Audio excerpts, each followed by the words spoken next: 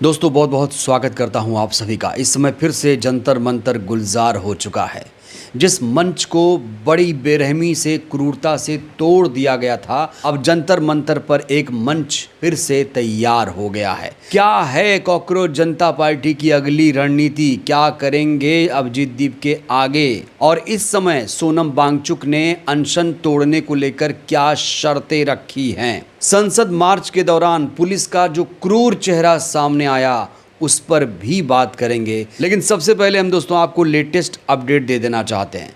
जिस जंतर मंतर को तोड़ दिया गया था वो जंतर मंतर अब फिर से गुलजार होना शुरू हो चुका है। आपको बता दें, कल शाम को रात को जो मंच तैयार हुआ था, जंतर मंतर पर जो मंच सजा हुआ था, उस मंच को बेरहमी से तोड़ दिया गया था। वहां फोर्स ने कब्जा कर लिया था। लेकिन बीती रात प्रदर्शनकारियों ने फिर से जंतर मंतर पर इकट्ठा होकर वो मंच तैयार कर दिया है। और तमाम जो प्रदर्शनकारी हैं, अभिजीत दीपकी के जो तमाम साथी हैं, जो तमाम कॉकरोचेस हैं, वो इस समय जंतर मंतर पर इकट्ठा हो चुके हैं। यानी ये आंदोलन फिर से अपने स्वरूप में लौट आया है।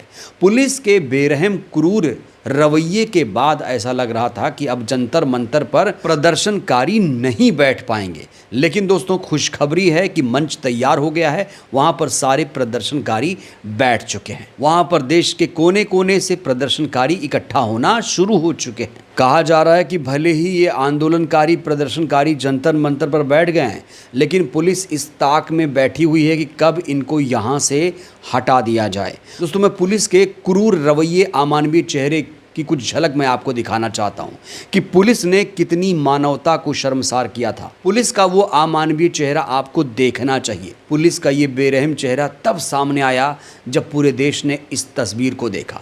इस तस्वीर ने पूरे देश को झकझोर करके रख दिया और इसके बाद पुलिस वालों को पुलिस वाला गुंडा बताया जाने लगा। अरे स्टैम्पीड हो जाएगा, स्टैम्पीड स्टैम्पीड हो जाएगा। पुलिस ने सिर्फ प्रदर्शनकारियों पर लाठीचार्ज नहीं किया, बल्कि जो बैरिकेडिंग लगाई गई थी, आरोप है कि बैरिकेडिंग में भी करंट दौड़ा दिया गया था, जिससे प्रदर्शनकारी बैरिकेडिंग छू ना पाए, बैरिकेडिंग को पार ना कर पाए। मुझको करंट लगाए। तुमको क्या लगा है? करंट लगाए, वेरिएंट पे करंट मांगा था इन्होंने, पहले वेरिएंट पे तुमको करंट लगा? मुझको करंट लगाए, बहुत लोगों को लगाए। चार्ज करिए मेरे ऊपर भी, सब झटके से पीछे भाग गए करंट लगा के। आप लोगों ने बैरिकेडिंग में करंट लगाया था?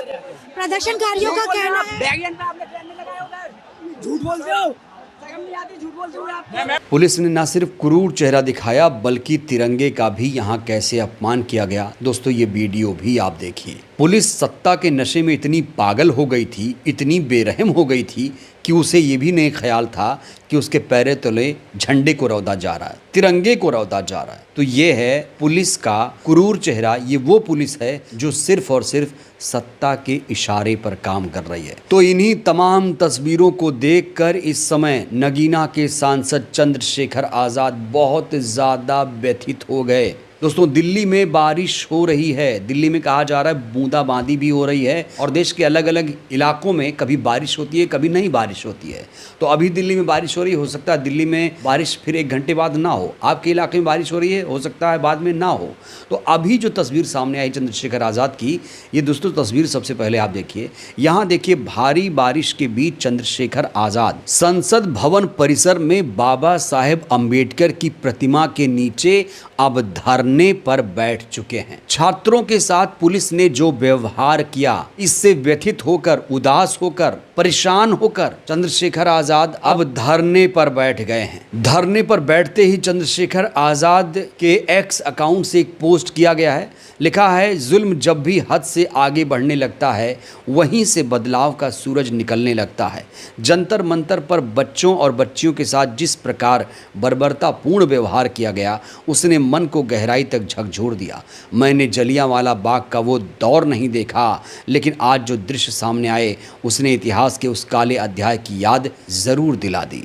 लोकतंत्र में अपनी बात शांतिपूर्ण ढंग से रखना हर नागरिक का संवैधानिक अधिकार है।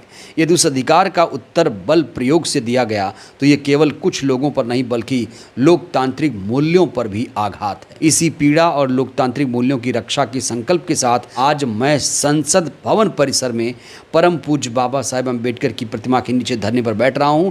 जब तक न्याय सुनिश्चित नहीं होता, इस घटना के लिए जिम्मेदार लोगों के विरुद्ध उचित कार्रवाई नहीं होती, मेरा ये शांतिपूर्ण लोकतांत्रिक संघर्ष जारी रहेगा। तो जो कल पार्लियामेंट तक मार्च हुआ था, जंतर मंतर पर पहरेदार बनकर पहले से चंद्रशेखर आज़ाद खड़े थे, और जो मार्च हुआ था उसमें सबसे बड़ी भूमिका अगर किसी सांसद ने ज़ोर शोर से निभाई तो उसमें चंद्रशेखर आज़ाद का नाम आगे चल रहा है। हालांकि बहुत सारे सांसद इसमें शामिल हुए, तो लोकतांत्रिक मूल्यों की रक्षा के लिए चंद्रशेखर आज़ाद इस समय धरने पर बैठ चुके हैं। वहीं इस दौरान दिल्ली पुलिस ने एक हैरान कर देने वाला खुलासा किया है। दिल्ली पुलिस ने जो खुलासा किया दोस्तों, वो आपके गले नहीं उतर पाएगा। दिल्ली पुलिस ने जानकारी देते हुए कहा है कि ये जो मार्च हुआ था, 70 प्रदर्शनकारियों को हिरासत में लिया गया है। अब पुलिस इनके खिलाफ विभिन्न धाराओं में FIR भी लिख रही है। प्रदर्शन में 118 से ज़्यादा पुलिसकर्मी घायल हुए हैं, जिनमें special commissioner of police, joint commissioner of police, additional commissioner of police, deputy commissioner of police, additional commissioner of police और असिस्टेंट कमिश्नर ऑफ पुलिस के रैंक के वरिष्ठ अधिकारी तथा कई महिला पुलिसकर्मी शामिल हैं। झड़प के दौरान लगभग 60 प्रदर्शनकारी घायल हुए हैं। हिंसक भीड़ ने सार्वजनिक संपत्ति को भी नुकसान पहुंचाया। लगभग 15 से 20 सरकारी वाहन तथा अन्य सरकारी संपत्ति को तोड़ा गया है। तो यहाँ पुलिस ने सीधे सीधे प्रदर्शनकारियों को जिम्मेदार ठहरा दिया। प्रदर्शनकारियों की पीड़ा का पुलिस ने कोई जिक्र नहीं किया। पुलिस ने सिर्फ अपने तरफ से जो आंकड़े जारी किए हैं, यहाँ पुलिस ने देश की जनता की सहानुभूति बटोरने की कोशिश की है। पुलिस ने उन प्रदर्शनकारियों के बारे में बात नहीं की जिनके सर फूट गए, जो बुरी तरीके से घायल हो गए, जो मरते मरते बचे हैं, जिन लोगों के सर पर चोट आई है। पुलिस ने यहाँ 60 प्रदर्शनकारियों के घायल होने की बात कही है, लेकिन कहा जा रहा है ये संख्या सैकड़ों में हो सकती है।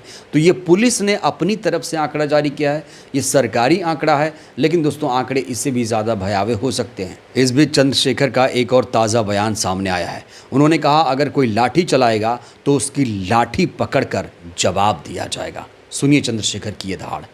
लड़ाई को मजबूती से लड़े और 1 घंटा मेरी मदद कराओ तो मैं वचन देता हूँ कि आपकी तरफ अगर कोई लाठी चलाएगा तो उसकी लाठी को हम लोग पकड़ के उसकी लाठी का जवाब देंगे। बताओ। इस बीच सोनम वांगचुक की तरफ से भी एक ताज़ा बयान जारी किया गया है। आपको बता दें अभी भी अस्पताल में सोनम वांगचुक का अनशन चल रहा है और अनशन ख़त्म करने के लिए सोनम वांगचुक ने जो शर्तें रखी हैं, कहा जा रहा है कि 3 शर्तें रखी हैं। दोस्तों ये शर्तें जानना बहुत ज़रूरी है क्योंकि इन्हीं शर्तों में छिपा हुआ है कि अब आंदोलनकारी प्रदर्शनकारी आगे क्या कुछ करेंगे। आपको याद दिला दें सोनम वांगचुक ने 28 जून को धर्मेंद्र प्रधान के इस्तीफे की मांग पर भूख हड़ताल शुरू की थी। तो आज सोनम वांगचुक ने क्या 3 शर्तें रखी हैं दोस्तों, इसे जान लेते हैं। पहली शर्त है कि अगर सरकार शिक्षा व्यवस्था में बीते दिनों हुई चूक जैसे पेपर लीक की वगैरह जिम्मेदारी ले ले। दूसरी शर्त यह है कि अगर CGP के लीडर्स और मैं संसद भवन तक पहुंच जाएं और सांसद हमें आश्वासन दें कि शिक्षा का मुद्दा सदन में उठाया जाएगा। तीसरी शर्त यह है कि अगर मेरी तबीयत और ख़राब हुई पार्टियों के सांसद नेता मुझसे मिलने आए, मुझे ऊपर कही हुई बातें यानी दोनों शर्तों का आश्वासन दें तो मैं अपनी भूख हड़ताल ख़त्म कर दूंगा। तो ये 3 बड़ी शर्तें रखी गई हैं सोनम वांगचुक की तरफ से। कई लोग इसे यू टर्न भी मान रहे हैं। लोग कह रहे हैं कि सोनम वांगचुक ने अपने नोट में धर्मेंद्र प्रधान के इस्तीफे का जिक्र नहीं किया, जबकि इनके आंदोलन का आधार ही था कि धर्मेंद्र प्रधान इस्तीफा दो तभी ये अनशन तोड़ूंगा। लेकिन अब जो 3 शर्तें सामने आई हैं उसमें कहीं भी धर्मेंद्र प्रधान के इस्तीफे का जिक्र नहीं है, सिर्फ मेल मिलाप की बात कही गई है, संसद में मुद्दे उठाने की बात कही गई है। बहरहाल दोस्तों इस वीडियो में इतना ही।